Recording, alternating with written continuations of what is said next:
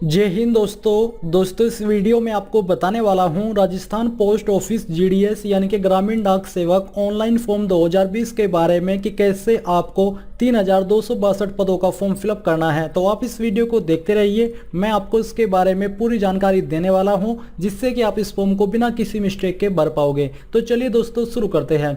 दोस्तों जैसा कि आप वीडियो में देख पा रहे हो, ये आपकी इंडिया पोस्ट की ऑफिशियल वेबसाइट है और आप यहां पर लाइव नोटिफिकेशन के अंदर चेक कर सकते हो कि रिसेंटली राजस्थान साइकिल 2 का नोटिफिकेशन ऐड हुआ है जो कि 3262 पदों पर निकाला है और जिसमें कि 10वीं पास कैंडिडेट आवेदन कर पाएंगे। तो चलिए दोस्तों, यहां पर आने पर आपको रजिस्ट्रेशन के ऊपर क्लिक कर देना है, पर उसके पहले आप जान भी लीजिए कि आप लोग इसमें 22 जून 2020 से लेकर 21 जुलाई 2020 तक फॉर्म फिलअप कर पाओगे। तो आपको यहां पर रजिस्ट्रेशन के ऊपर क्लिक कर देना है।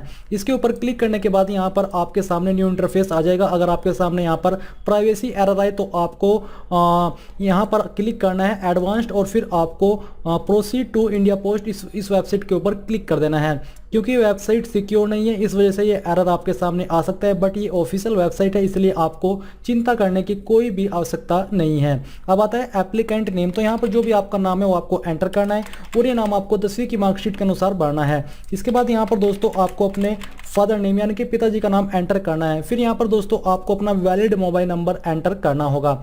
इसके बाद आपको यहाँ पर डेट ऑफ बर्थ के ऊपर क्लिक करके जो भी आपकी डेट ऑफ बर्थ है 10वीं की मार्कशीट के अनुसार वो डेट ऑफ बर्थ यहाँ से चूज करनी है। पहले ईयर सेलेक्ट कीजिए, फिर यहाँ से मंथ और फिर डे सेलेक्ट कर लीजिए।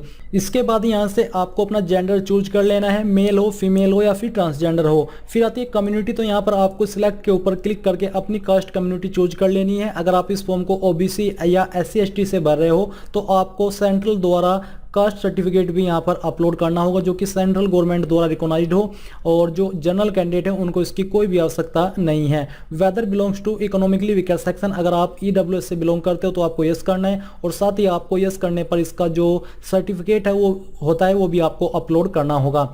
Are you a person with disability, क्या आप विकलांग हो? अगर हो तो यस कीजिए, नहीं तो यहाँ पर आपको नो सिलेक्ट कर लेना है। अगर आप यस करोगे तो आपको PWD कैटेगरी चूज करनी होगी, साथ ही PWD सब कैटेगरी भी चूज करनी होगी। इसके बाद दोस्तों आप नीचे आओगे तो यहाँ पर देखो कि सर्कल इन विच 10 क्लास पास्ट, यानी कि आपने किस सर्कल से अपनी 10वीं पास की है। तो यहाँ से आपको वो स्टेट चूज कर लेनी है जहाँ से आपने 10वीं पास की है। फिर आता है year of passing 10th class, यानी कि आपने किस ईयर के अंदर अपनी 10वीं पास की है वही ईयर यहाँ से आपको चूज करना होगा। फिर आता है आपका अपलोड फोटो। यहाँ पर दोस्तों आपका जो फोटो का फॉर्मेट है वो JPG रहना चाहिए और साइज आपका 50 KB तक ही होना चाहिए। तो आपको चूज फाइल के ऊपर क्लिक करना है और जहाँ पर भी आपका फोटो है वो आपको सिलेक्ट करना होगा। तो चलिए मैं यहाँ पर एक रैंडम इमेज आपको अपलोड करके दिखाता हूँ। यहाँ से हम पिक्चर के ऊपर आकर के ये इमेज सेलेक्ट कर लेते हैं और उसको ओपन कर लेते हैं। ओपन करने के बाद आपका इमेज यहाँ पर आ जाएगा। फिर आपको सेम तरीके से चूज फाइल के ऊपर क्लिक करना है और जहाँ पर भी आपका सिग्नेचर है वो आपको सिलेक्ट करना है और इसको ओपन कर लेना है। ओपन करने के बाद आपका सिग्नेचर भी यहाँ पर आ जाएगा।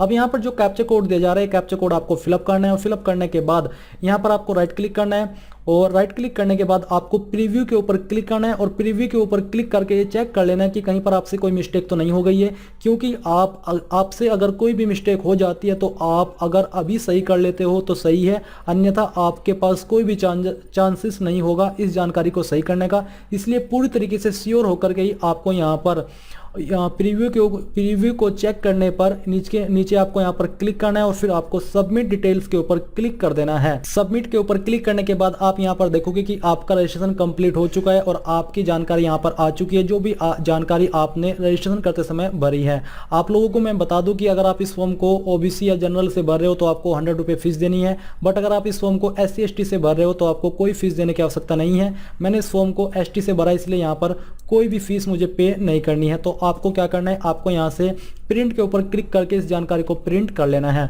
अब यहाँ पर दोस्तों फिर से आपको इस वेबसाइट के होम पेज पर आना है और होम पेज पर आने पर आपको फी पेमेंट के ऊपर क्लिक करना है, यानी कि जिन कैंडिडेट को फीस जमा करनी है उनको कैसे करनी होगी। तो यहाँ पर दोस्तों आपको अपना रजिस्ट्रेशन नंबर एंटर करना है जो कि आपको मिला है और जैसे ही आप रजिस्ट्रेशन नंबर डाल करके इस तरफ क्लिक करोगे तो ऑटोमेटिकली आपका मोबाइल नंबर, नेम, कम्युनिटी और अमाउंट आ जाएगा, यानी कि उसको फैच कर ले जाएगा और फिर आपको मेक पेमेंट के ऊपर क्लिक करना है। इसके बाद आप जिस भी माध्यम से अपनी एप्लीकेशन फीस जमा करना चाहते हो वो कर दीजिए। अगर फीस बैंक अकाउंट से कट हो जाए बट यहाँ पर अपडेट ना हो तो आपको 24 से 48 घंटे का वेट करना है। आपको दोबारा से फीस जमा नहीं करनी है, क्योंकि अगर आप ऐसा करोगे तो आपकी दोनों बार की फीस चली जाएगी और आपको रिफंड नहीं की जाएगी। तो दोस्तों अब आपको क्या करना है, अब आपको अप्लाई करना है। तो अप्लाई करने के लिए आपको फिर से यहाँ पर होम पेज पर आना है और आपको जो तीसरा स्टेप है अप्लाई ऑनलाइन, इसके ऊपर क्लिक कर देना है। इसके ऊपर क्लिक करने के बाद आपके सामने यहाँ पर फिर से ऐसा ही आ सकता है। ये इस वजह से आ रहा है क्योंकि इस वेबसाइट का जो सिक्योरिटी का एक सर्टिफिकेट होता है वो 4 दिन पहले एक्सपायर हो चुका है, जिस वजह से यहाँ पर ये प्रॉब्लम आ रही है। इसको जैसे ही रिन्यू कर लिया जाएगा ये एरर आपके सामने नहीं आएगा। तो आपको यहाँ पर इसके ऊपर क्लिक कर देना है। क्लिक करने के बाद आपको रजिस्ट्रेशन नंबर यहाँ पर एंटर करना है जो कि अभी आपको मिला है। रजिस्ट्रेशन करने के बाद फिर यहाँ से आपको अपना सर्कल राजस्थान चूज कर लेना है और चूज करने के बाद आपको सबमिट के ऊपर क्लिक करना होगा। सबमिट के ऊपर क्लिक करने के बाद यहाँ पर आपको फिर से ऐसे ही क्लिक करना है और उसको कंटिन्यू कर देना है। कंटिन्यू करने के बाद आपके रजिस्टर्ड मोबाइल नंबर के ऊपर एक ओटीपी भेजा जाएगा, जैसा कि आप यहाँ पर देख सकते हो। आपको ओके करना है और जो ओटीपी आपको प्राप्त हुआ है वो यहाँ पर आपको डाल करके नेक्स्ट के ऊपर क्लिक कर देना है।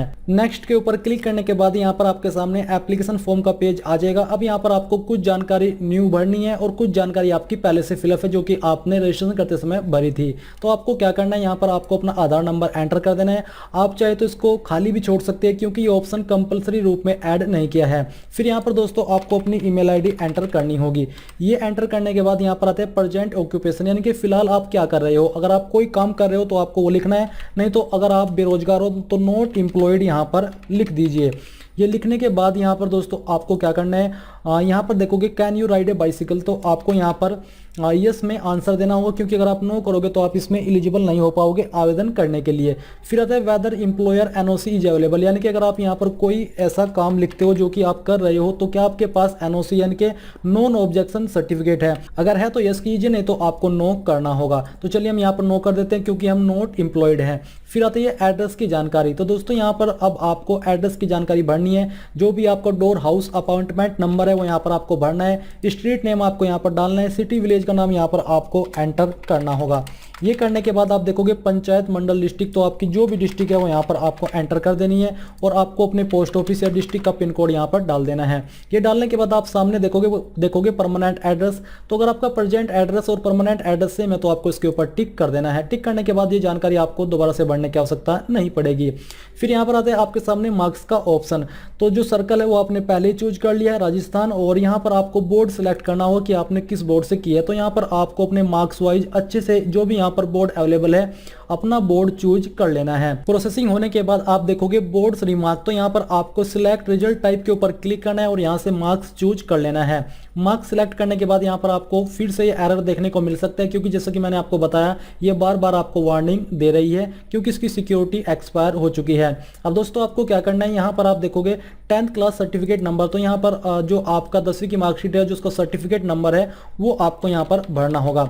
भरने के बाद वेदर पास इन कंपार्टमेंटल सप्लीमेंट्री ट्रायल, यानी कि क्या आपने 10वीं कंपार्टमेंटल या फिर सप्लीमेंट्री ट्रायल के अंदर किए, यानी कि अगर आप किसी सब्जेक्ट के अंदर फेल हुए तो क्या आपने उस सब्जेक्ट का एग्जाम दे करके दोबारा पास हुए हो। अगर कुछ ऐसा है तो आपको यस करना है, नहीं तो आपको नो कर देना है। इसके बाद दोस्तों यहाँ पर आपको जो सब्जेक्ट दिए जा रहे हैं जो कि ऑटोमेटिकली फिलअप है और कुछ के सामने बोर्ड के वाइज जैसे कि आप बोर्ड सिलेक्ट करोगे उसके अनुसार यहाँ पर आपको सब्जेक्ट चूज करने के ऑप्शन मिल जाएगी। तो यहाँ पर ऑटोमेटिकली फिलअप है, जैसे कि Hindi, English, mathematics, Sanskrit, science, social science. तो अगर आपके पास ये सब्जेक्ट थे 10th के अंदर तो आपको इनकी जानकारी भरनी है। तो यहाँ पर जा रहे हैं मार्क्स ग्रेड पॉइंट, तो आपके 50 में से कितने नंबर थे हिंदी के अंदर वो आपको भरना है, और इंग्लिश के अंदर आपके कितने नंबर थे वो आपको यहाँ पर डालना है। मैथमेटिक्स में आपके 100 में से कितने नंबर थे वो आपको यहाँ पर भरना है। संस्कृत में आपके कितने थे, साइंस में कितने थे और सोशल साइंस में कितने थे, ये जानकारी आपको भरनी होगी। और यहाँ पर ये ऑटोमेटिकली 50-100 इस वजह से आ रहा है क्योंकि जो हमने बोर्ड सेलेक्ट किया है उसमें इसी प्रकार से नंबर आपको दिए जाते हैं। अब दोस्तों यहाँ पर जितनी भी जानकारी आपने भरी है इन सबको एक बार चेक कर लेना है और फिर आपको नीचे आकर के प्रीव्यू के ऊपर क्लिक करके सेव एंड कंटिन्यू के ऊपर क्लिक कर देना है। सेव एंड कंटिन्यू के ऊपर क्लिक करने के बाद आपके सामने अपलोड डॉक्यूमेंट्स की जानकारी आ जाएगी, जहां पर आपको 10वीं की मार्कशीट अपलोड करनी है। अगर आपने सप्लीमेंट्री में अपनी 10वीं पास की थी तो आपको सेकंड मार्कशीट यहां पर अपलोड करनी है सेकंड ऑप्शन के अंदर। और फिर इसके बाद दोस्तों आपको देखने को मिलेगा डीओबी प्रूफ, यानी कि date of birth proof if DOB is not in 10th class, यानी कि अगर आप जो 10वीं की डेट ऑफ बर्थ है उसके अनुसार अपनी डेट ऑफ बर्थ सबमिट कराना नहीं चाहते, किसी और डॉक्यूमेंट के द्वारा कराना चाहते हो, तो आपको यहाँ पर थर्ड ऑप्शन के अंदर वो फाइल या फिर वो डॉक्यूमेंट अपलोड करना है, नहीं तो आपको इसको खाली छोड़ना होगा। फिर आता है कंप्यूटर सर्टिफिकेट, जो कि इसमें आपके पास 60 डेज का, अगर वो नहीं है तो अगर आपने 10वीं या 12वीं या फिर किसी हायर क्वालिफिकेशन के अंदर कंप्यूटर सब्जेक्ट पढ़ा था तो आप वो सर्टिफिकेट यहाँ पर अपलोड कर दीजिए। इसके बाद है कम्युनिटी ईडब्ल्यूएस सर्टिफिकेट, अगर आप ईडब्ल्यूएस कैटेगरी से इस फॉर्म को भर रहे हो तो आपको उसका सर्टिफिकेट अपलोड करना है, नहीं तो आपको यहाँ पर SC ST या OBC कास्ट सर्टिफिकेट अपलोड करना होगा, जो कि सेंट्रल गवर्नमेंट द्वारा अप्रूव्ड होना चाहिए। अब यहाँ पर ये सब डॉक्यूमेंट अपलोड करने के बाद आपको नीचे आना है और इन सभी के ऊपर राइट टिक करना होगा। तो आपको यहाँ पर इस तरह से इनको टिक कर देना है और टिक करने के बाद आपको सेव एंड कंटिन्यू के ऊपर क्लिक करना है। बट यहाँ पर मैं आपको बता दूं कि जो इसमें जरूरी रूप से ऑप्शन ऐड किया गया है वो आपका एक तो है फर्स्ट नंबर वाला जिसमें कि आपको 10वीं की मार्कशीट अपलोड करनी है, और एक है आपका 5th नंबर वाला जिसमें कि अगर आप SC ST OBC से इस फॉर्म को भर रहे हो तो ये आपको अपलोड करना ही होगा। कंप्यूटर सर्टिफिकेट अपलोड किए बिना भी आप लोग अप्लाई कर पाओगे। तो यहाँ पर भी आपको अब सेव एंड कंटिन्यू के ऊपर क्लिक कर देना है। सेव एंड कंटिन्यू के ऊपर क्लिक करने के बाद अब आपके सामने आता है ऑप्शन चूज प्रेफरेंसेस, यानी कि आप किस पोस्ट ऑफिस को या फिर किस डिस्ट्रिक्ट को प्रेफरेंसेस देना चाहते हो अपनी पोस्टिंग के लिए। तो आपको यहाँ पर 5 प्रेफरेंसेस एक बार में देनी है। तो आपको क्या करना है, सिलेक्ट डिवीजन के ऊपर क्लिक करना है और अपनी जो भी आपकी डिस्ट्रिक्ट है वो चूज कर लेनी है। इसके बाद प्रोसेसिंग होगी और फिर आपके सामने एरर आ सकता है, इसलिए आपको यहाँ पर क्लिक करना है और कंटिन्यू कर देना है। कंटिन्यू करने के बाद यहाँ पर आपको सेम तरीके से अब इसका पोस्ट चूज कर लेना है कि आप उस डिस्ट्रिक्ट के अंदर कौन से पोस्ट ऑफिस को पाना चाहते हैं। इसके बाद आपको सेम तरीके से यहाँ पर सेकंड डिवीजन का जो डिस्ट्रिक्ट है वो चूज करना है, और मैं ध्यान दें कि आपको सभी डिवीजन में अलग अलग डिस्ट्रिक्ट ही चूज करनी है, क्योंकि अगर आप एक जैसा करोगे तो एरर आ जाएगा और आप आगे नहीं बढ़ पाओगे। इसके बाद फिर आपको यहाँ पर अपना पोस्ट चूज कर लेना जो कि अपडेट हो जाएगा। फिर आपको यहाँ पर थर्ड डिवीजन सेलेक्ट करनी है, फिर फोर्थ सेलेक्ट करनी है और इसके बाद आपको 5th डिवीजन सेलेक्ट करनी होगी, और सिलेक्ट करने के बाद जो उनके पोस्ट है वो आपको यहाँ पर चूज करने होंगे कि आप उस डिस्ट्रिक्ट के अंदर कौन से पोस्ट को प्रेफरेंसेस देना चाहते हो अपनी पोस्टिंग के लिए। और जब ये जानकारी आपकी यहाँ पर सभी हो जाए तो आपको सेव एंड प्रिंट के ऊपर क्लिक कर देना है। सेव एंड प्रिंट के ऊपर क्लिक करने के बाद आप देखोगे एप्लीकेशन सबमिटेड सक्सेसफुली। अब यहाँ से आपको ओके कर देना है और ओके करने के बाद आपके सामने आपके फॉर्म का प्रिंट आ जाएगा। तो यहाँ से हमने इसको फिर से कर दिया और आप देख सकते हो कि आपके सामने आपके फॉर्म का प्रिंट आ चुका है। अब यहाँ पर आप नीचे आकर के प्रिंट के ऊपर क्लिक करके इसको प्रिंट कर सकते हो। और मैं यहाँ पर दोस्तों आपको एक और एक्स्ट्रा चीज बताना चाहूंगा, और वो ये कि एक कैंडिडेट इसमें आवेदन करने के लिए 20 प्रेफरेंसेस दे सकता है। तो आप वो कैसे दे पाओगे, तो आपको क्या करना है, आपको होम पेज पर आना है और आने पर अप्लाई ऑनलाइन के ऊपर क्लिक करना है। इसके ऊपर क्लिक करने के बाद यहाँ से आपको आगे बढ़ जाना है। बढ़ने के बाद आप देखोगे रजिस्ट्रेशन नंबर, तो आपको यहाँ पर वो भरना है और फिर इसके बाद आपको यहाँ पर अपनी जो सर्कल है वो चूज करना है और उसके बाद सबमिट के ऊपर क्लिक कर देना है।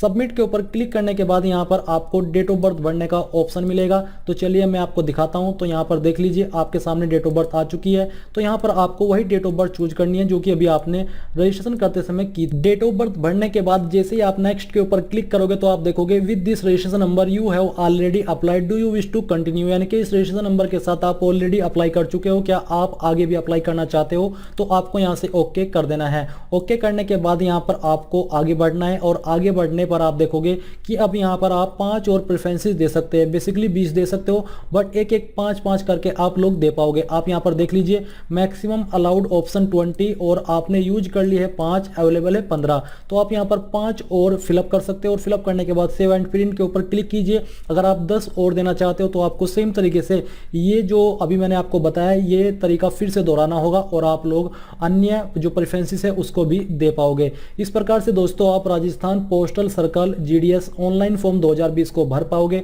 आई होप ये जो जानकारी है वो आपको पसंद आई होगी। अगर आई है तो प्लीज उस वीडियो को लाइक, शेयर और साथ ही साथ आपके अपने YouTube चैनल ज्ञानदेव होस्ट को सब्सक्राइब कर ले और सब्सक्राइब करने के बाद बेल के आइकन को दबा दे ताकि आपको आगे आने वाली वीडियोस के नोटिफिकेशन सबसे पहले मिल पाए। जय हिंद दोस्तों।